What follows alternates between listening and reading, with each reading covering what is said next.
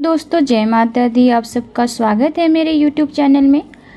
अगली रामायण कथा में हम शुरू करेंगे। पिछली रामायण कथा आपको मैंने कल जो वीडियो शेयर किया था उसमें हमने बताया है कि राजा जनक ने धनुष और माता सीता के बारे में कुछ खास बातें बताई थी। तो अगली रामायण कथा इस प्रकार से है। चूँकि राम भगवान शिव के धनुष को देखने के लिए अत्यंत उत्सुक हैं, इसलिए मैं धनुष को, यानी कि जनक जी बोल रहे थे, इसलिए मैं धनुष को उनके देखने परखने के लिए यहाँ मंगवाता हूँ। अगर राम इस पर प्रतिष्ठा चढ़ाने में सफल होते हैं तो मैं प्रसन्नतापूर्वक अपनी रूपवती पुत्री सीता का हाथ उन्हें सौंप दूंगा, ऐसा जनक जी ने कहा।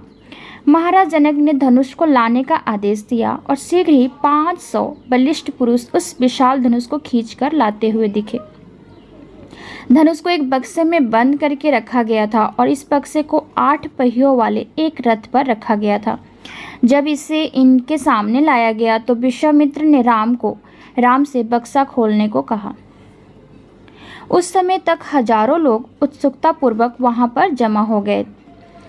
राम अत्यधिक प्रशंसापूर्ण नेत्रों से उस अद्भुत धनुष को निहार रहे थे कि तभी महाराज जनक ने उन्हें चिताया। महान देवता, दानव, राक्षस, यक्ष, गंधर्व और नाग तक इस पराक्रमी धनुष को मोड़ नहीं पाए हैं, तो भला कोई मनुष्य इस पर प्रतिष्ठा कैसे चढ़ा सकता है।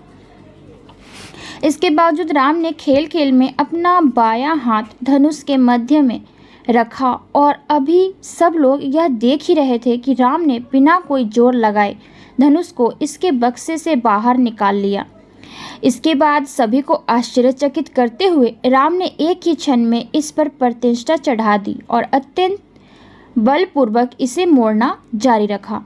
अचानक तड़तड़ा कर टूटने की भयानक गर्जना करता हुआ यह धनुष बीच से टूट गया।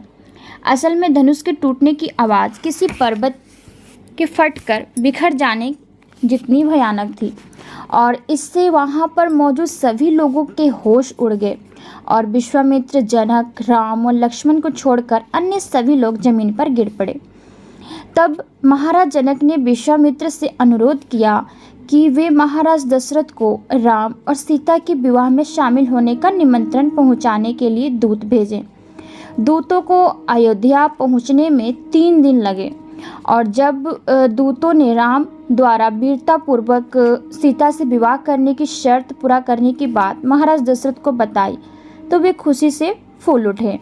वशिष्ठ और वामदेव से परामर्श करने के बाद महाराज अगले दिन भोर में ही मिथिला की ओर चल पड़े। सबसे आगे महाराज दशरथ के पुरोहित थे और महाराज के साथ अपार संपदा और विशाल सेना थी। 4 दिन तक यात्रा करने के बाद महाराज दशरथ का दल मिथिला के सीमांत तक क्षेत्र तक पहुंचा। महाराज जनक अत्यंत प्रसन्नतापूर्वक के साथ अपने अतिथियों का राजसी स्वागत सत्कार करने के लिए नगर के बाहर आए। महाराज दशरथ द्वारा अपने पुत्रों के साथ परामर्श करने के बाद यह निश्चित किया गया कि विवाह संस्कार ठीक अगले दिन एक शुभ मुहूर्त में किया जाएगा।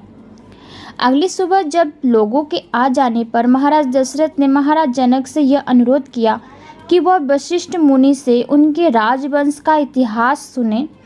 इस गाथा के समाप्त हो जाने पर विश्वामित्र ने महाराज जनक से औपचारिक तौर पर यह अनुरोध किया कि वह अपनी 2 पुत्रियों सीता और उर्मिला का विवाह राम और लक्ष्मण के साथ करने की अनुमति दें।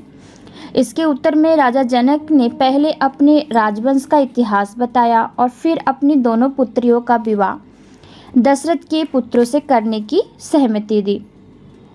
कुछ आरंभिक कर्मकांड हो जाने पर विश्वामित्र और वशिष्ठ ने अनुरोध किया कि जनक के छोटे भाई कुशध्वज की 2 पुत्रियों का विवाह भरत और शत्रुघ्न के साथ कर दिया जाए। राजा जनक खुशी खुशी तैयार हो गए और विवाह की तिथि 3 दिन बाद की निश्चित की गई, क्योंकि 3 दिन बाद एक अत्यंत शुभ मुहूर्त आने वाला था। नियत दिन विजया नामक शुभ घड़ी में वशिष्ठ मुनि महाराज जनक के पास जाकर उनसे बोले, कौशल नरेश अपने 4 पुत्रों के साथ बाहर खड़े उनकी प्रतीक्षा कर रहे हैं और जो उन्हें अपनी पुत्रियां देंगे। आइए और अधिक विलंब किए बिना शुभ विवाह समारोह आरंभ किया जाए।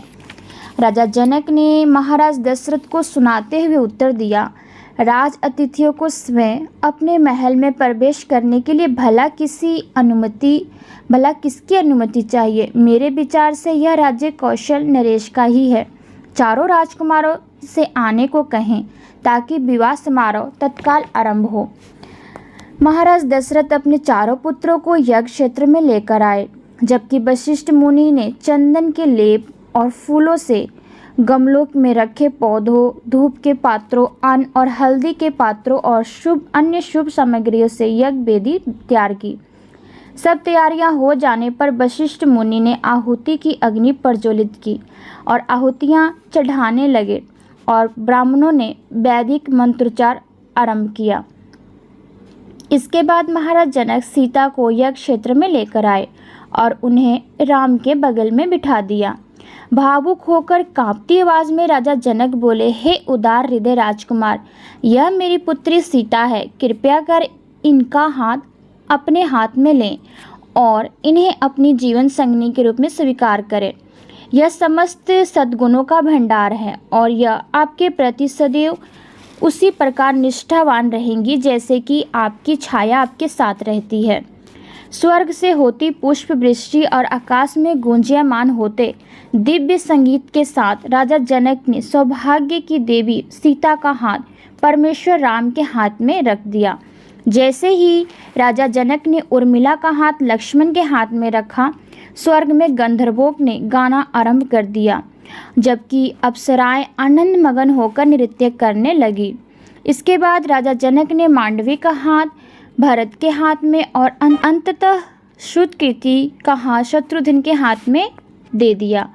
फिर चारों भाइयों ने अपनी अपनी पत्नियों का हाथ पकड़े हुए यज्ञ की अग्नि में 3 बार परिक्रमा की। इसके बाद उन्होंने राजा और जनक और ऋषियों की परिक्रमा की। सीता को अपनी पत्नी के रूप में प्राप्त करके राम को अत्यंत संतुष्टि का अनुभव हुआ। वह समस्त सौंदर्य और सद्गुणों का मूर्त रूप थी। अपने प्रियतम और अपने हृदय के स्वामी के रूप में अच्छाई, वीरता, बुद्धिमान और पौरुष सौंदर्य के मूर्तिमान रूप श्री राम को प्राप्त करके सीता को भी अकथनीय प्रसन्नता महसूस हुई।